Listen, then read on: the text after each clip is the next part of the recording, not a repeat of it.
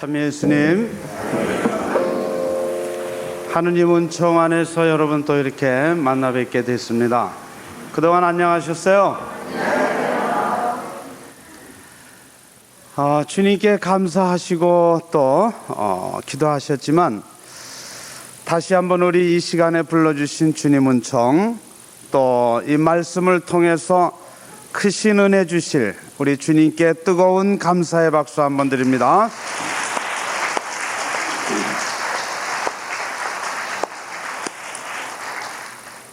우리 기도를 또 함께 전구해 주시는 우리 어머니께도 감사의 박수 드립니다.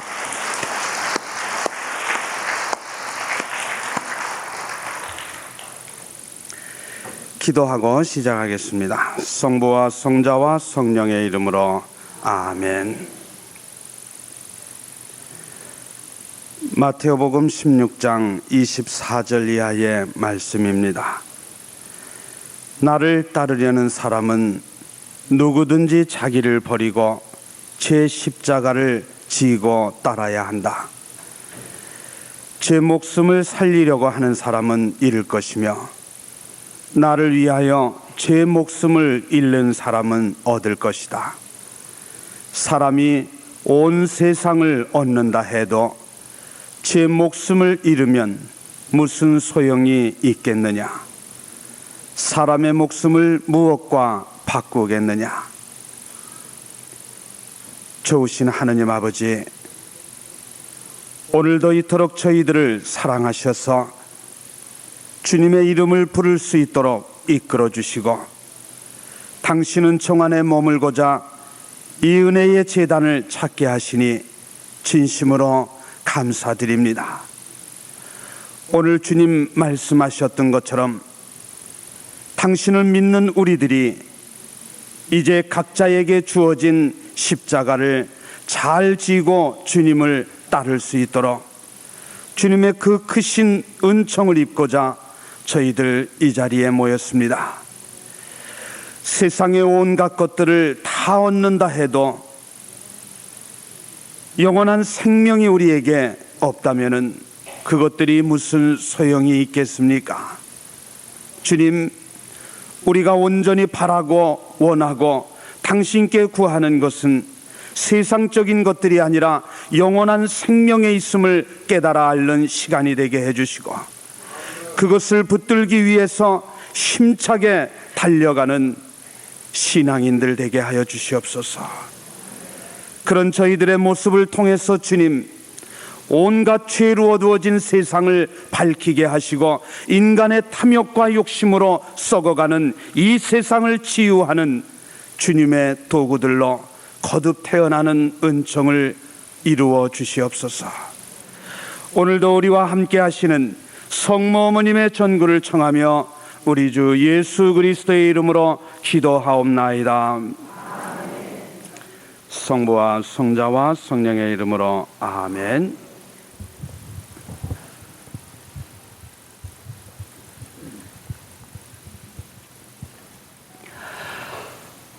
마태오복음 16장 24절 이하에 예수를 따르는 길, 주님을 따르는 길은 어떤 길일까를 묵상을 해봤습니다.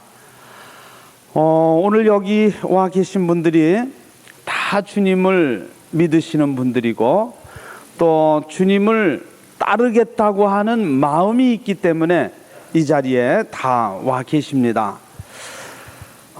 그렇다면 우리가 어떻게 가는 것이 올바르게 주님을 따라가는 길일까? 또 그 주님의 가신 길을 따라갈 때 우리에게 주어지는 것은 무엇일까? 이것을 우리가 올바로 알지 못한다면은 신앙의 길을 결코 제대로 갈 수 없을 겁니다. 오늘 성서의 말씀은요, 너희가 나를 따르려고 한다면은 먼저 자기를 버리고 그리고 너희에게 주어진 십자가를 지고 따라야 한다, 이런 말씀을 해주셨거든요. 그래서 이제 우리는 나에게 주어진 십자가가 뭘까? 이걸 알아야 되겠죠. 그리고 그것을 지고 주님을 따라갈 수 있는 그런 능력을, 그런 힘을 달라고 기도하는 그런 시간이 돼야 되겠다 생각을 했습니다. 또 너희가 온 세상을 다 얻는다 하더라도 너희의 생명을 구하지 못한다면은 그게 무슨 소용이 있겠느냐, 이 말씀을 주셨는데요. 우리가 세상에서 온갖 부귀영화를 다 누리고 권력과 명예를 얻고 육체의 쾌락을 즐기고 세상적인 기쁨 다 누렸다 하더라도 정작 하느님이 말씀하시는 그 생명, 그 영원한 생명의 나라를 차지하지 못한다면은 그것들이 다 무슨 소용이 있겠는가? 다 쓸데없는 것들이다. 오늘 이 말씀을 주시면서 당신을 믿는 사람들은 어디에 희망을 두고 무엇을 얻기 위해서 달려야 하는 그런 사람들인가를 깨닫게 해주십니다. 그리고 우리가 이 세상을 살아가는데요, 삶의 목표가 분명한 사람은 아주 그 인생을 힘있게 살아가죠. 때로 좀 어려움도 있고 시련, 고통도 있고 또는 십자가가 주어질 때도 있지 않습니까? 그런 일들이 있다 하더라도 삶의 인생의 목표가 분명하게 서 있는 사람들은 그게 그렇게 큰 문제가 되지 않아요. 왜? 그 목표를 이루기 위해서 웬만한 것쯤은 다 참아내고 견뎌냅니다. 그러나 목표가 분명하지 않은 사람은 아주 작은 시련이나 어려움만 있어도 그냥 불평을 하고 세상 원망을 하고 때로는 하느님 탓을 하고 그리고 쉽게 주저앉고 포기하고 세상을 올바로 살아가지를 못합니다. 그래 오늘 이 피정을 하면서 정말 이제 우리는 무엇을 위해서 신앙을 사는 그런 사람들인가, 어디에 목표를 둬야 하는가, 그 목표가 분명히 세워지고 그 목표를 잡기 위한 그런 달리기, 그런 신앙의 길을 가야 되겠다는 거죠. 어느 마을에요, 아주 달리기를 잘하는 청년이 한 사람 있었습니다. 그래 이 청년은 달리기, 이 뜀박질 하는 거는 내가 누구한테도 지지 않는다, 아주 그 자신만만한 친구였어요. 그런데 어느 날 이 청년이 집에 있다가 낮잠이 들었습니다. 그래 한참 곤히 잠이 들었는데 이상한 소리가 막 들려요. 그래 눈을 떠봤더니 이게 웬일입니까? 도둑놈이 들어와 가지고 집안을 그냥 다 뒤지고 지금 난리가 났습니다. 그러니까 이 청년이 놀래 가지고 도둑이야 그리고 소리를 질렀죠. 그랬더니 도둑이야 소리를 들은 도둑놈은 더 놀래 가지고 훔치던 거고 뭐고 다 그 자리에 놔두고 걸음아 날 살려라 하고 이제 주랭랑을 칩니다. 그런데 그 도망가는 도둑을 보면서 이 청년이 씩 웃었어요. 왜 웃었겠습니까? 자기는 달리기를 잘하니까 니까지 있게 뛰어봐야 어디까지 도망가겠느냐 이거죠. 그러니까 가소로운 거예요. 그 미소를 머금고 이 도둑을 잡기 위해서 청년이 달리기를 시작을 했습니다. 그런데 마을 사람들이 들으니까 도둑이야 소리가 나오고 그러니까 나와보지 않겠습니까? 그래 나와봤더니 아니 그 총각이 땀을 뻘뻘 흘리면서 열심히 뛰어가고 있는데, 그런데 아무리 봐도 지 혼자 뛰어가고 있어요. 그거 참 이상한 일이네. 도둑이야 소리가 나서 나와봤더니 도둑놈은 안 보이고 그 자기 마을 청년이 땀을 뻘뻘 흘리면서 혼자 열심히 뛰고 있어요. 그래 사람들이 그 총각을 아이바 뛰는 총각을 불러 세웠어요. 왜 그러시냐고. 자네 지금 땀을 뻘뻘 흘리고 뛰어가는데 어디를 그렇게 뛰어가는가, 뭐 때문에 그렇게 뛰어가는가, 그래 물었습니다.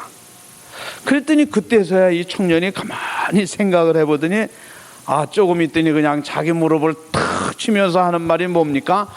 아이고 내가 그 도둑놈을 앞질러 버렸네. 응? 열심히 지금 달리기는 하고 있는데 그 달리기에 무슨 의미가 있습니까, 여러분? 그 청년이 하루 종일 달리기를 한들 뭐를 얻을 수 있겠어요? 아무것도 얻을 게 없어요. 참 이 어리석은 이 청년의 모습이 어쩌면은 오늘 저의 모습이었던 것 같습니다. 또 이 어리석은 청년의 모습이 어쩌면은 오늘 여러분들의 모습은 아닐까 생각도 해봤어요. 우리가 주님을 믿는다고 말은 합니다. 그래서 성당을 다니고 또 신앙을 산다고 말합니다. 그런데 정말 내가 무엇을 바라보고 무엇을 붙들기 위한 그런 신앙의 길을 가고 있는가? 이게 분명하게 서 있지 않다면은 우리도 자칫 잘못하면은 목표를 잃어버리고 그냥 아무런 의미도 없이 그냥 그렇게 살아가는 그런 신앙인이 될 수 있다는 거죠. 분명한 목표가 세워져 있어야 된다. 사순절이 이제 시작된 지도 벌써 한 주가 지나고 제수요일 날 여러분들이 재헌점을 받으면서 너희는 흙에서 왔으니 흙으로 돌아갈 것을 기억하라. 그 말씀을 들으면서 우리는 매년 얼마나 많은 묵상을 하고 또 나름대로 이번 사순절은 내가 어떻게 지내야 되겠다 결심을 하고 다짐을 합니까, 우리가?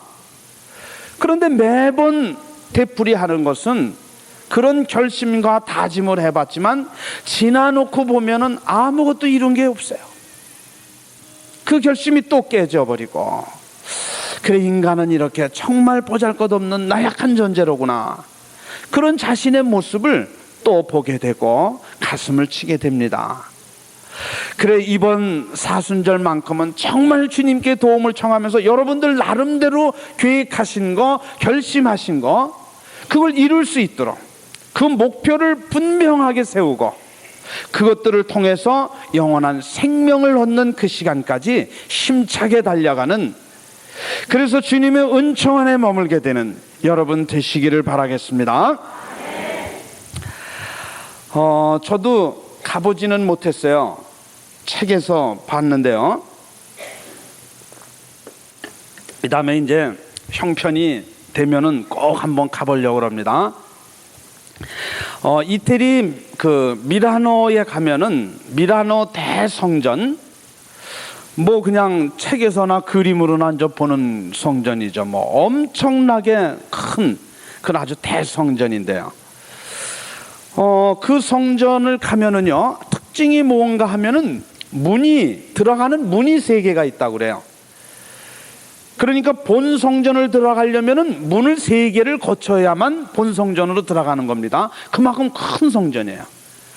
그런데 이제 그 첫 번째 문을 보면은 아치형이라고 그러죠. 이렇게 둥그스러운 큰 문이 있는데 그 위에 이제 전부 뭐 대리석 뭐 이제 돌들로 돼 있죠.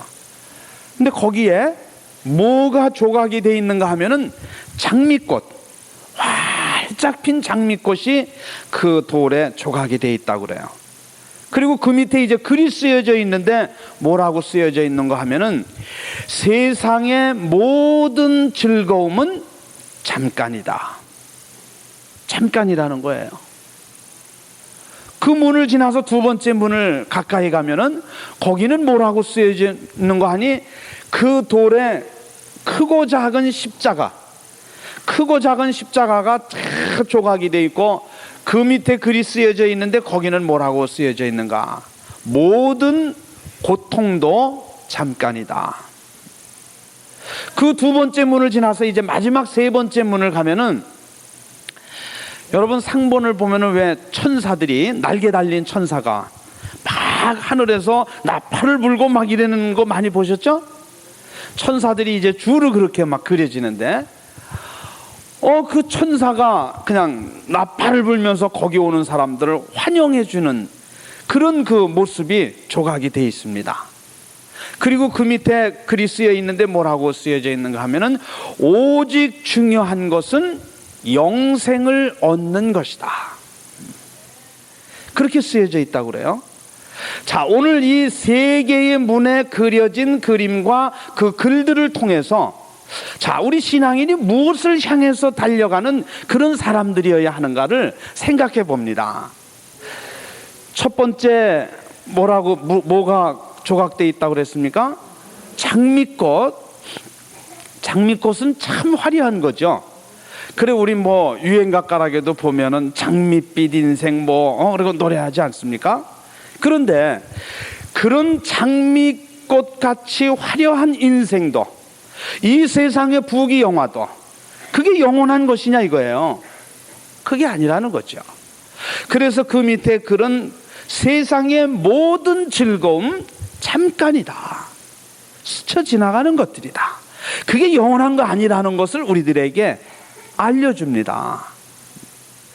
그래, 우리 성서 안에서 이 내용을 한번 찾아보면은요, 베드로전서 1장 24절의 말씀이죠.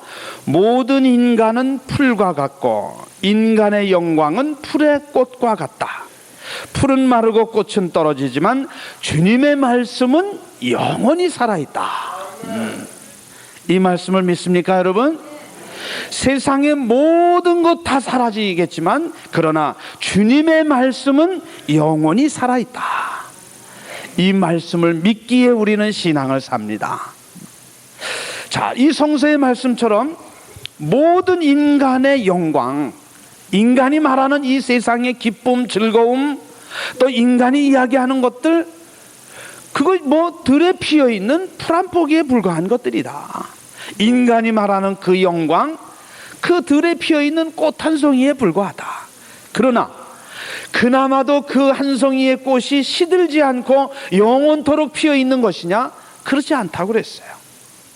언젠가는 풀은 마르고 꽃은 떨어지게 돼 있다. 그게 인생이다. 그러나 세상 모든 것이 다 지나가고 사라진다 할지라도 주님의 말씀만은 영원히 살아있다. 그래서 우리는 그 말씀을 믿고 말씀 안에서 영원한 생명을 얻기 위해서 신앙을 사는 줄 믿습니다. 자, 우리가 이렇게 이 말씀을 믿는다 하는데요, 그런데 세상 사람들의 모습을 보면은요, 영원한 생명이 있다는 것을 입으로는 고백을 하는데 실제로 사는 모습을 볼 때는 영원한 생명을 믿는 사람인지 모르는 사람인지 분간이 안 돼요, 잘. 그래, 신앙인들도 입으로는 고백을 하면서 사는 모습을 보면은 영원한 생명의 마음을 두는 게 아니라 이 세상에서 모든 걸 다 이루어 보려고 그렇게 사는 모습들 많이 봅니다. 우리 신앙의 고백으로 무슨 기도를 합니까? 사도신경 하지 않습니까? 사도신경 마지막 구절이 뭡니까? 육신의 부활을 믿으며 영원한 생명을 믿는다고 하는 이 고백, 영원한 생명이 있음을 믿는다, 우리는. 그래서 신앙을 사는 것이다. 그렇게 고백을 하고 기도하지만 실제로 사는 모습을 보면은 영원한 생명, 그 하느님 나라의 마음을 두는 것보다는 세상에서 모든 걸 다 얻어보려고 그렇게 사는 모습을 더 많이 보게 됩니다. 그래, 이제 우리 신앙은 그런 모습이어서는 안 된다는 거죠. 세상은 잠깐 스쳐 지나가는 것들이다. 그게 영원한 거 아니라는 거죠. 자, 시편 90편 10절에 말씀이 있습니다. 인생은 기껏해야 몇 년이요? 70년이래요. 좀 근력이 좋으면은 80년. 성서에는 없지만 억수로 재수가 좋으면은 한 100수 하겠죠. 그래, 기껏 인간은 살아봐야 70년, 80년, 또 어쩌다가 100수 하는 사람도 있겠지만, 그러나 그나마도 고통과 슬픔으로 가득 찬 것들이다. 그게 인생이라는 거예요. 그래서 우리 말에 무슨 말이 있습니까? 인생은 고해다. 고통의 바다를 헤쳐나가는 거, 그게 삶입니다. 그래, 기껏해야 7, 80년, 길어야 100년 사는 그 인생에 거기에 마음을 빼앗기지 말고 시작도 끝도 없는 영원한 생명의 마음을 두고 거기에 목표를 두고 살아가는 그런 신앙인들이 되라고 주님은 오늘 우리에게 깨달음의 말씀을 주십니다. 그런데 삶의 모습이 그렇질 못하잖아요. 그래 이 세상에서 무엇이든 다 이루어 보려고, 그래 세상 사람들이 다 말하는 그런 것 때문에 우리도 마음이 빼앗긴 채 그렇게 살아가요. 뭐 너나 나나 할 것 없이 물어보면 똑같은 대답을 하더라고요. 세상에서 뭐가 제일 좋습니까? 뭐가 제일 좋다고 그래요? 돈입니까? 어디 가든지 그래요. 그래 뭐 웃음말로 뭐니 해도 뭐니가 최고야. 그거 없으면 못 산다고. 그래 하느님을 믿는 신앙인임에도 불구하고 많은 사람들이 자녀들에게 뭘 가르칩니까? 신앙을 가르치고 하느님을 심어주는 것보다도 똑같이 세상 사람들과 마찬가지로 출세하는 방법을, 돈 버는 방법을, 그것부터 가르쳐요. 그래 그렇게 말합니다. 자기 자식들 보고도 이놈아 돈 벌어야 돼, 이놈아 출세해야 된다, 이놈아 네 애비 사는 거 봐라, 이게 사람 사는 거냐. 그러면서 하느님 신앙을 심어주기보다도 이런 세상 사람들과 똑같이 싸워서 이겨야 되고 남들보다 더 많이 가져야 되고, 이런 모습을 보여준다면 그 아들 딸들이 어떤 모습으로 성장할 수 있겠는가. 그래 세상 것들의 욕심을 버리고 탐욕을 버리자 그러는데, 육을 가지고 이 세상을 사는 동안은 어쩔 수 없이 거기에 마음을 빼앗기나 봐요. 저는요 그래도 제가 세상 거 웬만한 거 어떻게 다 버리고 접어두고 그래도 말씀을 전하면서 봉사하면서 아주 그렇게 잘 사는 줄 알았어요. 세상에 며칠 전에 무슨 일이 있었습니까? 창피해서 사실 말하기도 부끄러운데 제가 하나 보여드릴 게 있어요. 제가 가져왔거든요.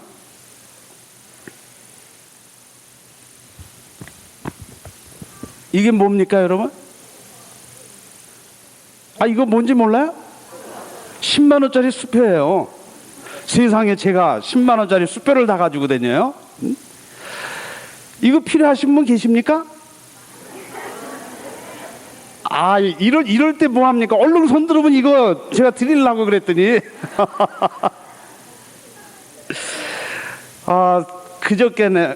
그저께네요. 대전에 그 강의가 있어가지고 이제 갔어요. 근데 그날 저희 집사람 생일이었어요.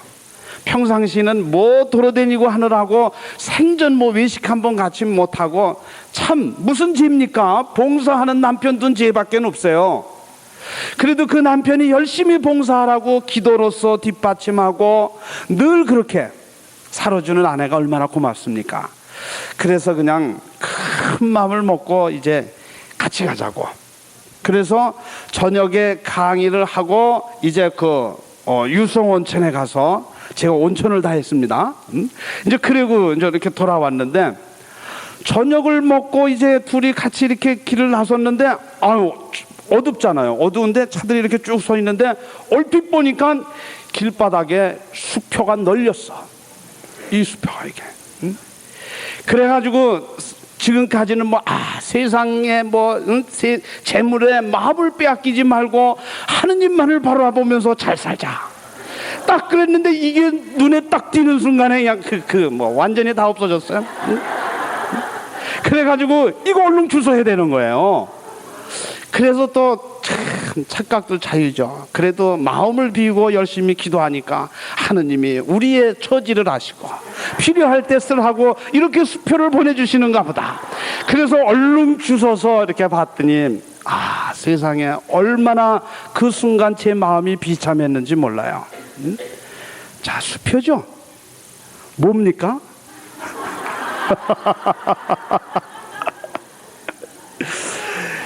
이 지혜를, 이게 가짜 수표예요. 지혜를 보니까 무슨 에쿠스 미시 앤드 미스 클럽 그래가지고 아가씨 사진이 있고, 여기 무슨 과부 미씨 20명, 영계 미스 20명, 총 40명 항시 대기 중. 원하시는 분 차를 바로 보내드립니다. 세상에. 사람들이 얼마나 돈을 좋아하면은 이런 거 선전해야 이제 눈도 안 돌리나 봐요. 그러니까 길바닥에다 돈을 뿌려놓는 거. 그러니까 돈 하면서 사는 사람이 길에 돈이 떨어졌으니까 그냥 환장을 하고 집어서 보니까는 이게 뭡니까? 이게 술 먹으러 오라는 얘기 아닙니까? 아, 참.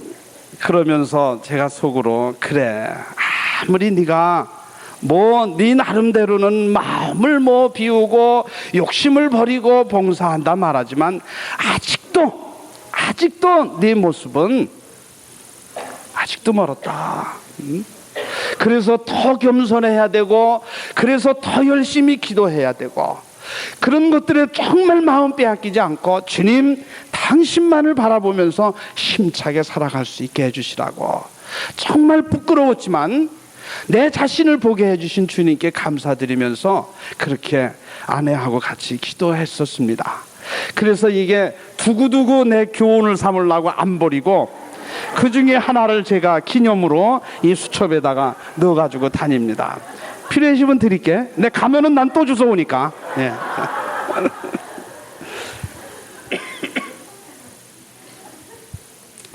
어쩔 수 없이 인간이 물질에서 해방될 수는 없을 거예요.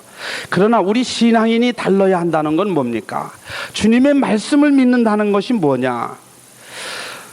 하나님은 분명히 당신을 믿고 따르는 사람들에게 일용할 양식을 책임져 주신다고 그랬어요.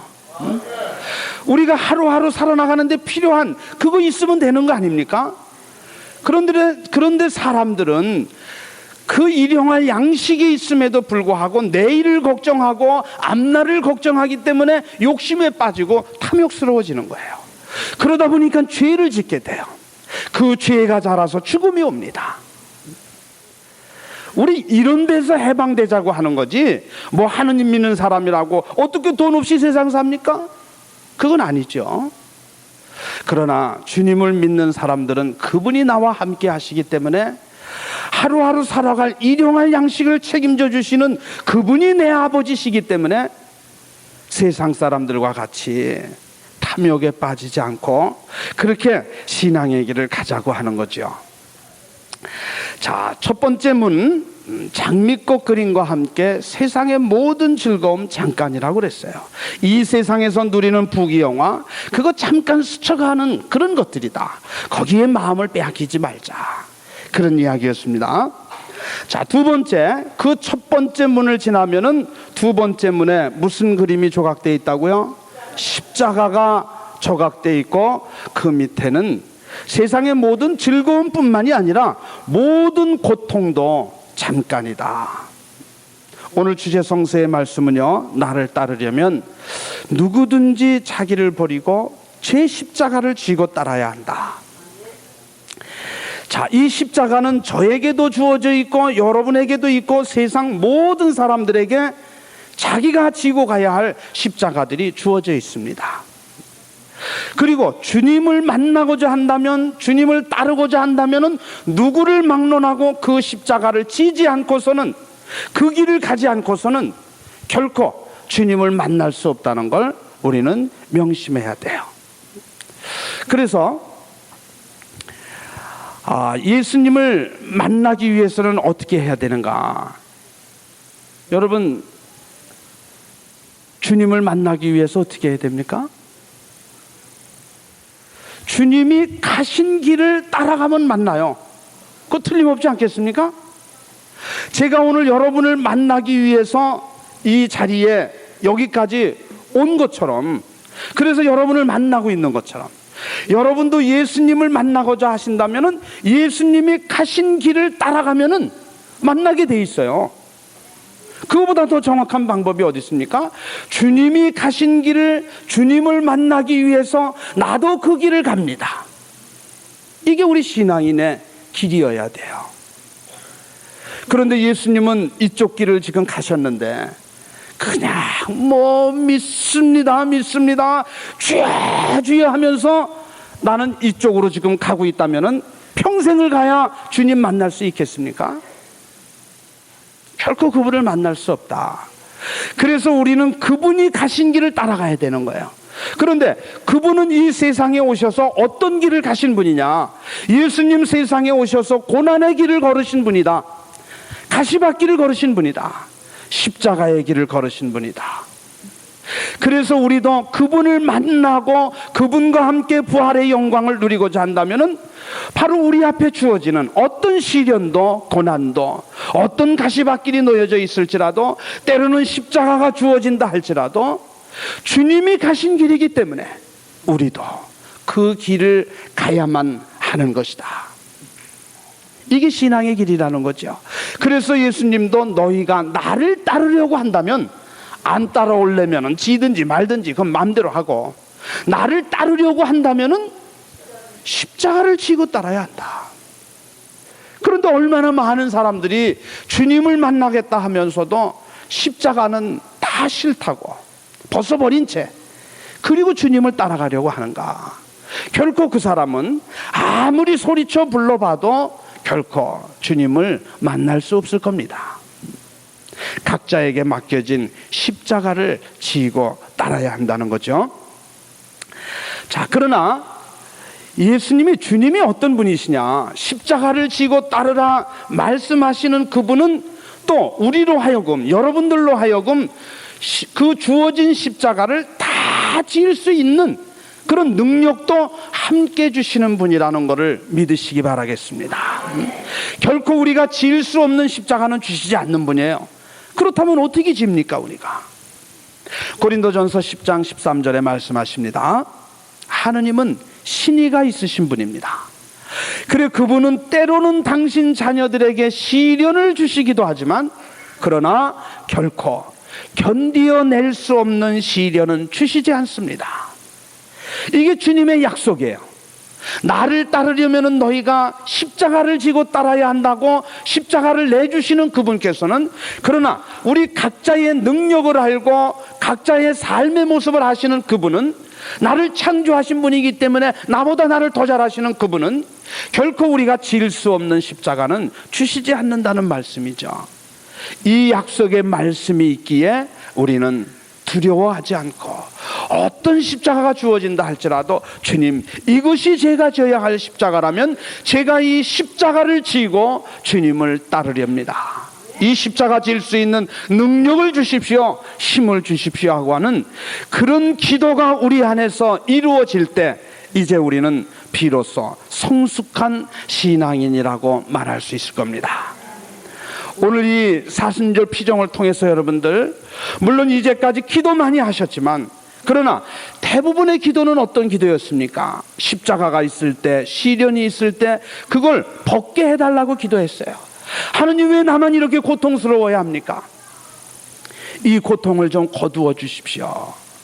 그렇게 기도했지만 또 그렇게 기도하셨다면 이제 이 2박 3일의 피정을 통해서 우리는 기도의 모습이 완전히 바뀌어져야 돼요.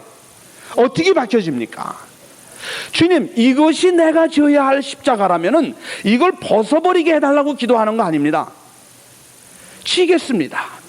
그러나 주님 내가 얼마나 부족한 인간이고 얼마나 나약한 존재인지 주님이 더 잘 알고 계시지 않습니까? 그러니 저에게 맡겨진 이 십자가를 지고 갈 수 있도록 주님 저에게 능력을 주십시오. 이 십자가 질 수 있는 은혜를 달라고 기도할 때 하느님 얼마나 기뻐하시면서 십자가 지겠다고 힘을 달라고 기도하는데 그 기도를 외면하시겠는가? 오늘 여러분이 어떤 십자가를 지금 지고 오셨다 하더라도 이 피정을 통해서 그 십자가 힘있게 정말 기쁜 마음으로 감사하면서 주님을 찬미하면서 지고 갈 수 있는 놀라운 은혜가 오늘 여러분 모두에게 주어지는 줄 믿습니다.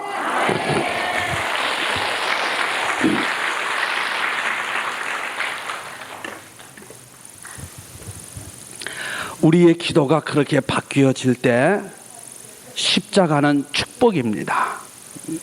많은 사람들이 십자가를 고통으로 받아들이지만 십자가의 의미를 안다면 결코 십자가는 고통이 아니에요.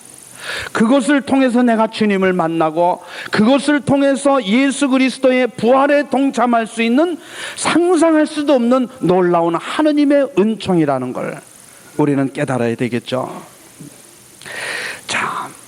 여러분들이 야고보서 1장에 그런 말씀이 있습니다. 형제자매 여러분, 여러 가지 시련이 있을 때 그것을 다시 없는 기쁨으로 여기십시오. 이게 좀 말이 그렇습니다. 아니, 한두 가지 시련도 아니고 여러 가지 시련이 있을 때 그거를 다시 없는 기쁨으로 받아들이래요. 우리가 그런 시련을 기쁨으로 받아들일 수 있습니까? 그런 신앙이 못 돼요, 아직. 그런데 주님은 왜 그런 시련을 기쁨으로 받아들이라고 했을까? 이유 없이 시련을 기뻐하라고 말씀하시는 분은 분명 아닐 겁니다. 그래서 왜 그분이 시련을 기뻐하라고 했는가?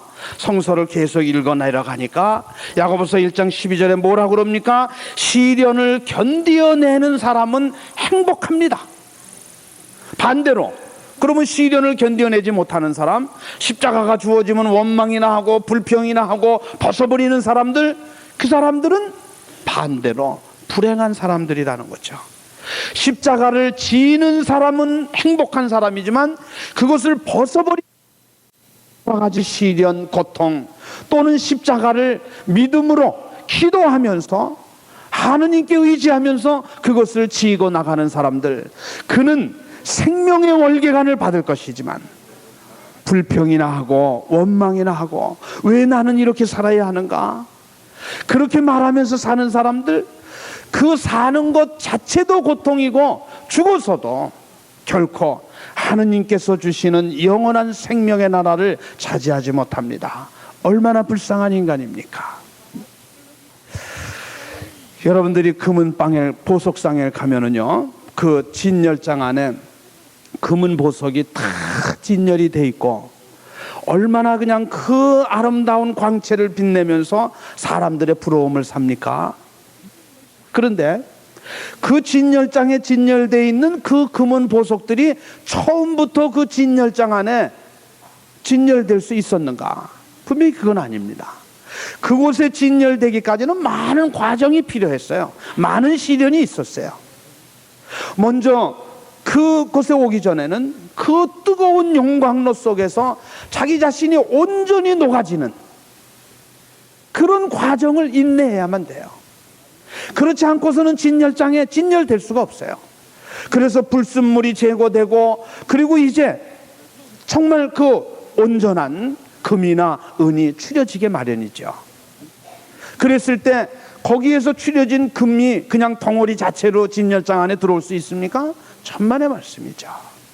그래, 목걸이가 됐든 반지가 됐든 무엇이 됐든지 간에 세공가에 의해서 망치로 두들겨져요.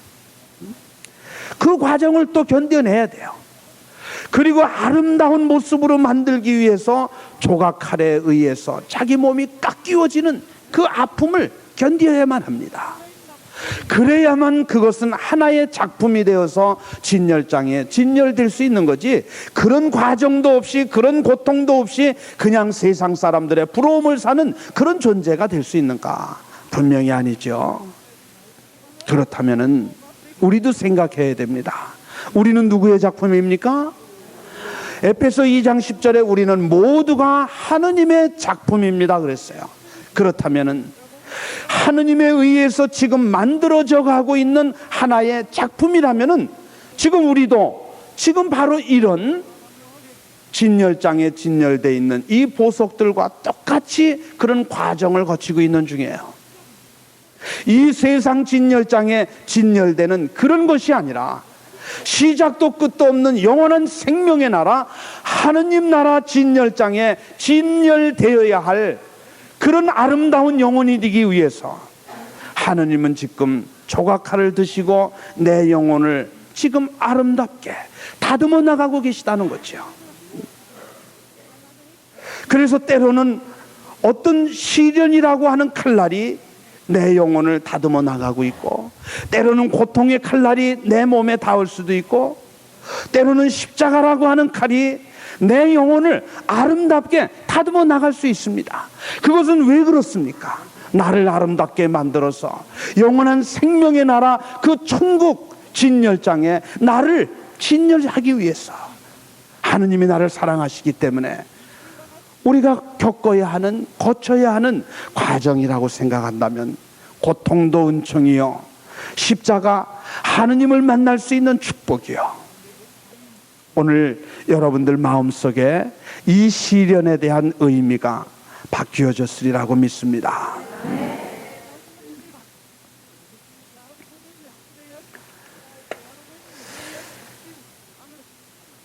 세 번째, 첫째, 이렇게 세상의 온갖 부귀영화, 장밋빛 같은 그런 인생 다 잠깐 지나가는 거다, 스쳐가는 것들이다. 거기에 마음을 빼앗기지 말자.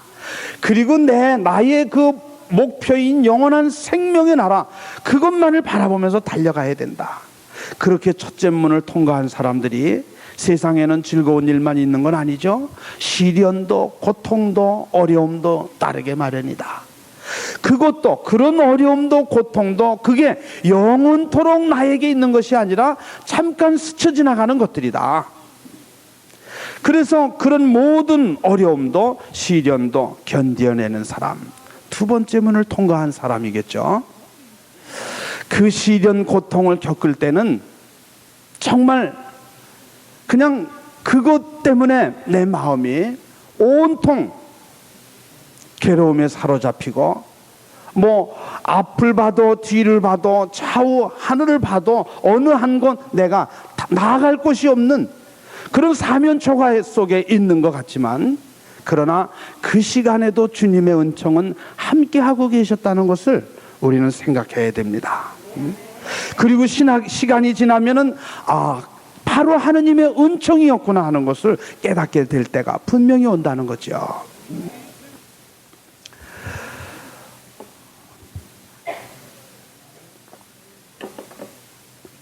한 10년 정도 된 것 같습니다. 솔매 피정의 집을 갔는데, 거기 들어가는 현관에 그 액자에다가 이제 이렇게 시 한 수가 쓰여져 있는 걸 보게 됐어요. 누가 쓴 건지 이름도 없지만 그 시의 내용이 참 마음에 와닿고, 그래 내가 이렇게 살아야 되겠구나, 그런 글이 있어서 그때 제가 노트에 적어 봤습니다. 분명히 누가 쓴 건지는 모르지만 우리 신앙의 선조들이 쓴 것만은 분명한 것 같아요. 그렇게 썼습니다. 청사는 나를 보고 말없이 살라 하고, 창공은 나를 보고 티 없이 살라 하네. 성냄도 벗어놓고 탐욕도 벗어놓고 물처럼 바람처럼 살다가 가라 하네. 정말 우리 신앙인들이 가야 할 모습을 말해주고 있습니다. 청사는, 푸른 산은 나를 보고 말없이 살라 하고, 창공은 나를 보면서 정말 하느님 나라를 차지하는 그날까지 정말 죄에 물들지 말고 한 점의 부끄러움도 없이 티 없이 살려고 그렇게 노력해야 한다. 또 뭐 세상 살다 보면은 얼마나 우리가 때로는 화가 날 때도 있고 억울할 때도 있고, 그런 마음들이 내 마음을 흔들어 놓지만 그런 성냄도 벗어버리자, 탐욕도 벗어버리자, 그리고 물처럼 바람처럼 그렇게 살다가 가자. 참 그 글을 읽으면서 그래, 이 글을 늘 생각하면서 내가 그렇게 살려고 노력해야 되겠다 생각했던 적이 있습니다. 이렇게 우리가 세상적인 것을 다 접어두고 오로지 영원한 생명의 목표를 두고 살아갈 때 주님은 그 은혜를 우리에게 허락해 주시는 줄 믿습니다. 그 세 번째 문에 천사들이 나팔을 불면서 이제 세상의 부귀영화도 온갖 시련 고통도 다 견디어내고 온 사람들을 환영하면서 그런 모습을 이제 그려져 있고, 오직 중요한 것은 영생을 얻는 것이다 말씀을 드렸는데, 그 미국의 어느 선교사가 아프리카 그 오지에 들어가서 평생을 선교사로 일하다가 이제 늙어서 은퇴를 하고 고향으로 돌아오게 됐습니다. 그런데 이제 미국의 고향에 돌아와서 비행기에서 이렇게 내리려고 보니까 굉장히 많은 사람들이 환영을 나왔어요.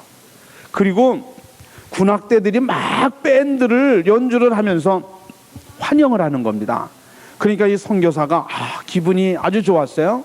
그래도 내가 한평생을 선교를 하다가 왔더니 이렇게 나를 환영을 해주는구나. 하느님 감사합니다.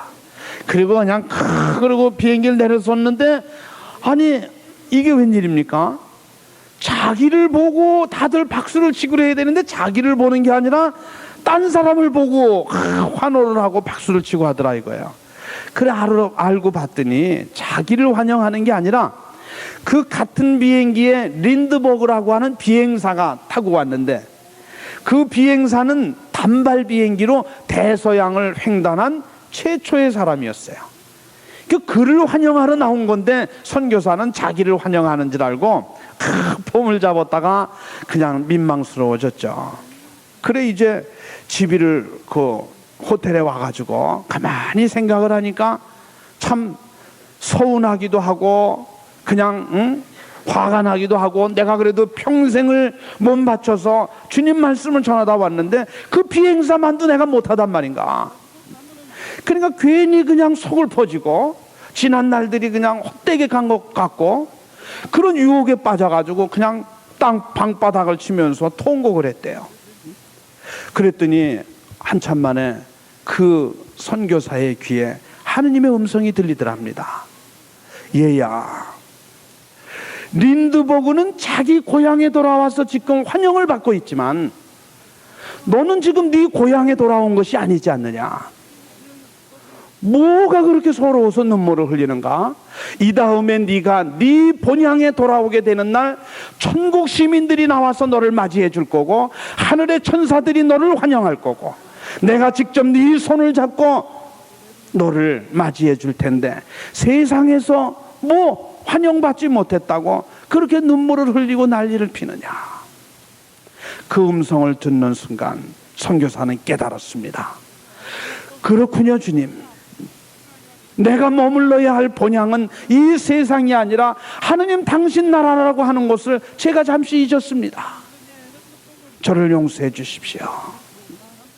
그래서 이 선교사는 남은 생애를 정말 기쁘게 살다가 하느님 품에 돌아갔다는 이야기가 있습니다.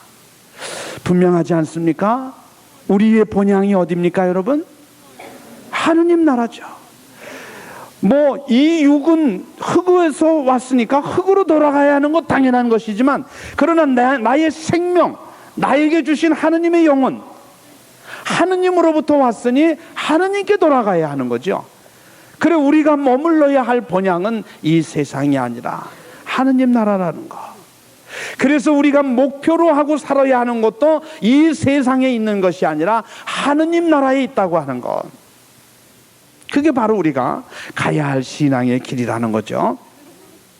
그래서 그곳을 향해서 우리는 힘차게 달려가는 사람들이 돼야 하는데, 루카복음 9장 62절에 말씀하셨습니다. 쟁기를 잡고 뒤를 잡고 돌아다 보는 사람은 하느님 나라에 들어갈 자격이 없다.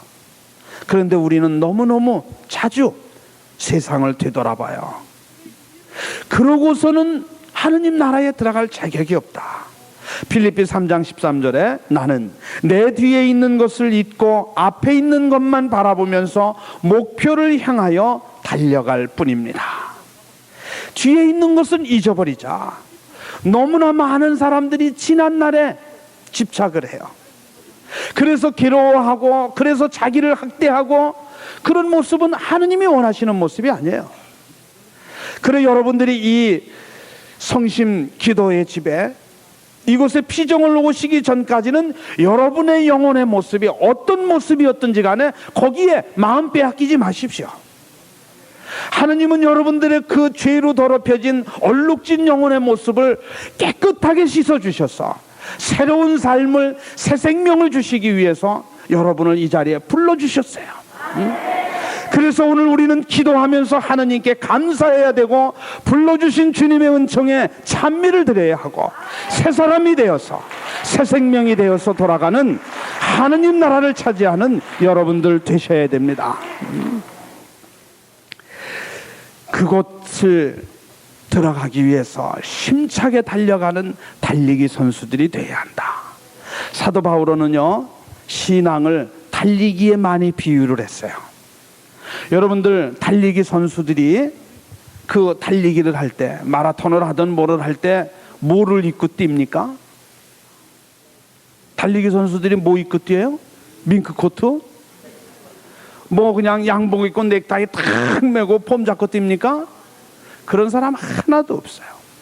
하나같이 보면은 벗을 수 있는 데까지는 다 벗어버려요.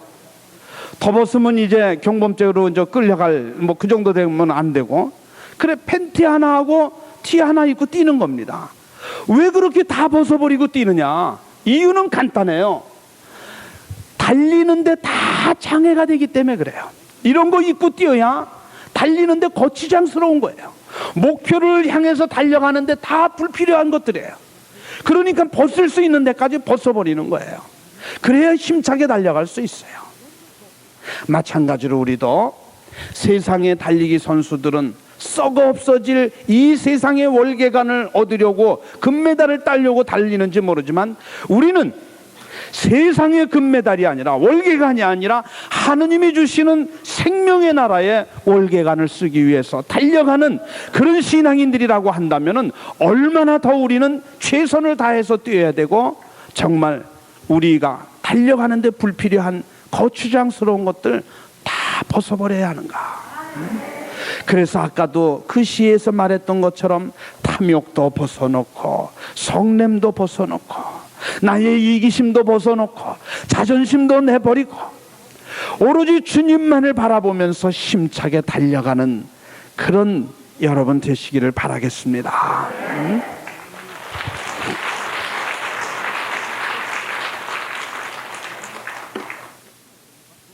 그런데 우리는 달리기를 하면서 그동안 얼마나 많은 옷들을 겹겹이 끼어 입고 달려왔는지 몰라요. 그러니까 너무너무 많이 끼어 입어서 움직일 수도 없을 정도로, 그러니까 달리기가 되겠습니까? 걷지도 못할 판에. 그래서 오늘 주제 성서에 너희가 십자가를 지려면 먼저 자기를 버리라고 그랬어요. 십자가를 잘 지기 위해서는 먼저 자기 자신을 버릴 줄 알아야 돼요. 자기를 비우지 못하고 자기를 버리지 못하고는 십자가를 질 수 없습니다. 그래, 제가 지금은 저 이천으로 이사를 가서 사는데요, 얼마 전까지 이제 용문에 살았어요. 근데 그 용문에 유명한 거지가 하나 있어요. 뭔 거지가 또 유명한 거지가 있습니까? 근데 이 거지는 집이 가난해서 거지가 아니에요. 잘 살아요. 근데 정신이 조금 이상해가지고 늘 그렇게 동냥을 해서 먹고 살아요.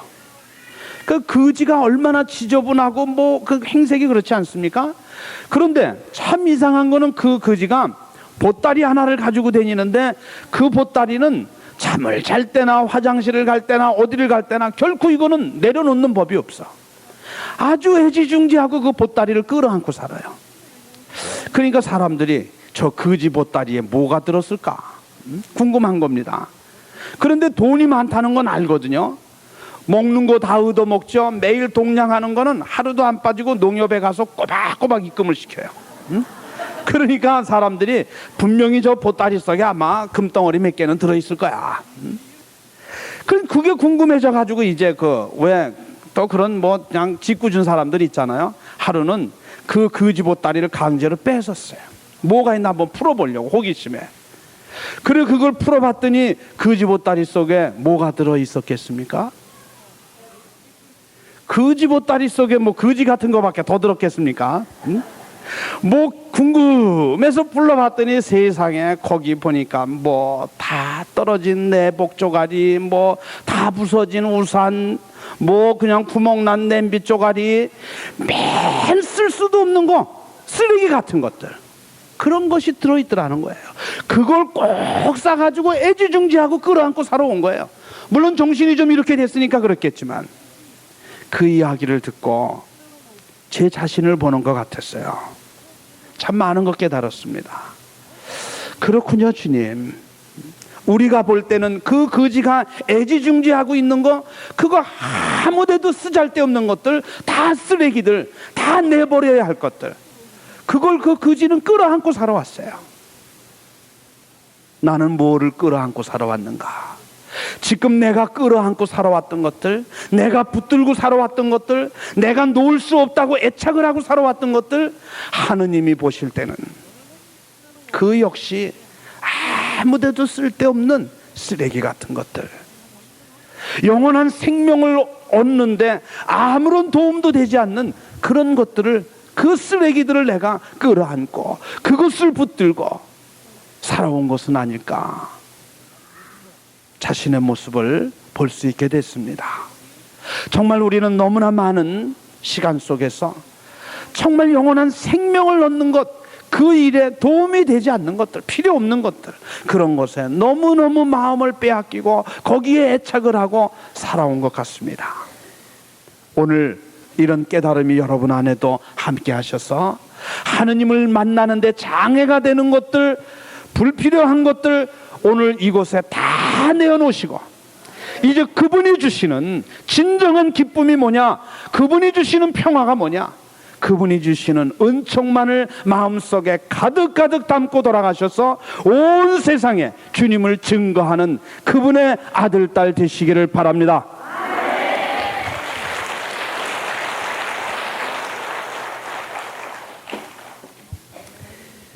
이런 글이 있습니다. 인생은 울리는 종과 같다. 꽉 차 있으면 탁한 소리가 나지만 비우면 비울수록 맑고 아름다운 소리가 난다네. 그러지 않습니까? 종소리, 종은 안에가 텅 비어 있어야 소리가 나요. 근데 그 안에 뭔가로 가득 차 있다면 아무런 소리도 안 나요. 마찬가지다. 우리도 인생도 그런 것이다. 특별히 신앙을 사는 사람들, 하느님을 믿는다고 하는 사람들, 정말 세상적인 것에서 마음을 비우고 버리는 사람들, 그들에게서는 정말 맑고 아름다운 사랑의 종소리가 울려 퍼지겠지만, 똑같이 세상 사람들과 같이 탐욕으로 가득 차 있는 그 모습은 아무리 두들겨 봐야 거기에서 그리스도의 향기도 사랑의 종소리도 결코 우리는 들을 수 없을 겁니다. 자, 우리가 가야 할 곳, 정말 그곳은 영원한 생명의 나라. 이 세상은 우리의 고향이 아니다. 우리의 본향은 하느님 나라. 최양업 신부님이 쓰신 가사집 중에서 사양가라는 것이 있습니다. 그 성서의 말씀을, 신앙의 교리를 그 노래말로 만들어서 가르치고 전해왔던 글이죠. 너무 그 글의 내용이 오늘 여러분에게 전한 강의 내용과 참 일치하는 거라 한번 좀 읽어드리려고 합니다. 사양가. 어화 번님내야 우리 본향 찾아가세. 동서남북 사해팔방 어느 곳이 본향인고. 에덴으로 가자 하니 아담 원조 내천하고, 복지로 가자 하니 모세 성인 못 들었네. 부귀영화 얻었은들 몇 해까지 즐거우며, 빈궁재화 업었은들 몇 해까지 근심할꼬. 이러한 풍진세계 영원 살 곳 아니로다. 온갖 영화 다 얻어도 죽어지면 헛것이요, 세상 고난 다 받아도 죽어지면 없으리라. 우주간에 비껴서서 조화멸이 살펴보니 눈물 고통이 아닌가. 귀양 온 곳 그 아닌가. 아마도 우리 낙도 천당밖에 다시 없네. 세상의 부귀영화 다 얻어도 천당복에 비길 수 있겠느냐. 세상에 아무리 고통이 있다 하더라도 지옥 영벌에 견줄 수 있겠느냐. 이런 내용의 이 글인데 왜 이 가사를 불러드렸는지 아십니까? 그렇게 눈치가 없으십니까? 이게 노래거든요. 노래 가사거든요. 노래 한번 불러보고 싶어서 얘기를 했더니 듣고 싶으신 분이 없나 보네.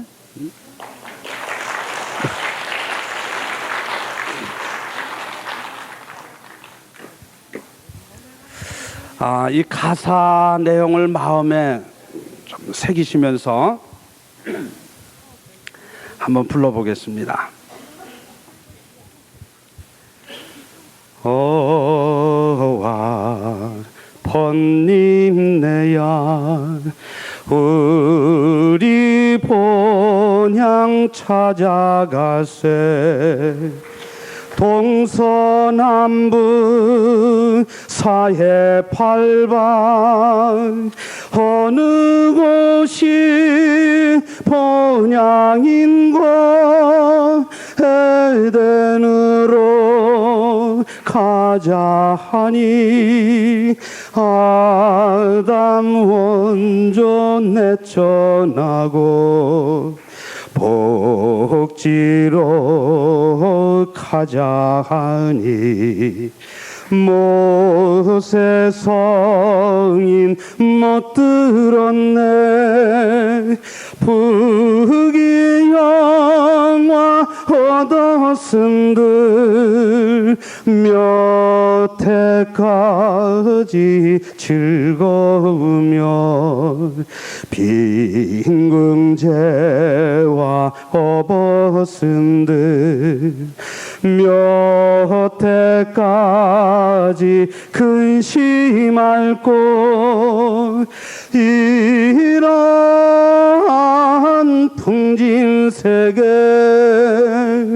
영원 살 곳 아니로다 온갖 영화 다 얻어도 죽어지면 헛것이요 세상 고난 다 받아도 죽어지면 없으리라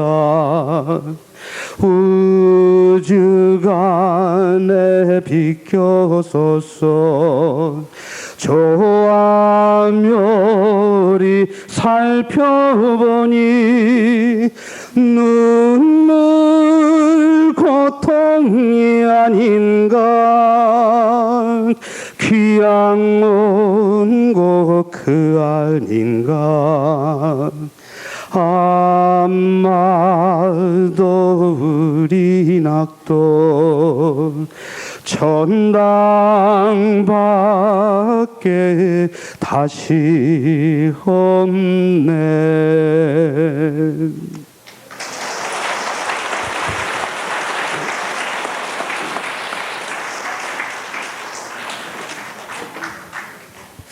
내가 여직 노래 불러가지고 앵콜 못 받은 적이 없는데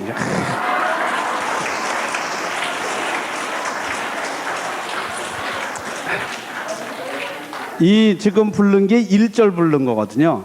근데 이 가사가 몇 절까지 있냐면 9절까지 있어요. 이거 다 부르려면은 뭐 날새죠. 2절은 이제 다음 피정 때 또 불러주시면 그때 2절 부르고 또 3절 또 그 다음에 또 부르고 뭐 한꺼번에 다 해야 될 이유 있습니까?